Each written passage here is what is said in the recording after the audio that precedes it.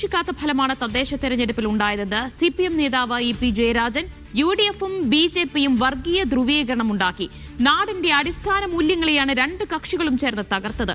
കൂടുതൽ ജാഗ്രത വേണമെന്ന സൂചനയാണ് തെരഞ്ഞെടുപ്പ് ഫലം നൽകുന്നതെന്നും EP ജയരാജൻ പറഞ്ഞു.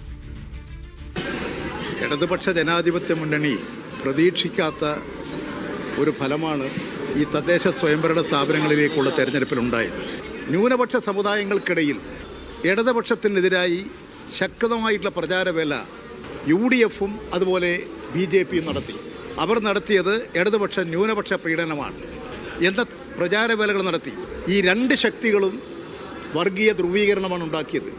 ജാതിയുടെയും മതത്തിൻ്റെയും പ്രദേശത്തിൻ്റെയും പേരിൽ ജനങ്ങൾക്കിടയിൽ ഉണ്ടാകാൻ പാടില്ലാത്ത ചിന്തകളുണ്ടാക്കി ദൂരവ്യാപകമായ പ്രത്യാഘാതമുണ്ടാകും. ഇപ്പോഴൊരു തെരഞ്ഞെടുപ്പിൽ 10 വോട്ട് കിട്ടിയിട്ടുണ്ടാകും. പക്ഷെ സൃഷ്ടിച്ച ആപത്ത് വളരെ വളരെ വലുതാണ്. നമ്മുടെ നാടിൻ്റെ ഐക്യവും സാഹോദര്യവുമാണ് തകർക്കുന്നത്. നമ്മുടെ അടിസ്ഥാന മൂല്യങ്ങളെയാണ് തകർക്കുന്നത്. ഈ അപകടകരമായ സാഹചര്യത്തെ എല്ലാവരും മനസ്സിലാക്കേണ്ടതാണ്. ഞങ്ങൾക്ക് ഈ തെരഞ്ഞെടുപ്പ് നൽകുന്ന സൂചന കൂടുതൽ ജാഗ്രതയും കരുത്തും ഓടി മുന്നോട്ട് പോകണമെന്നുള്ളതാണ്.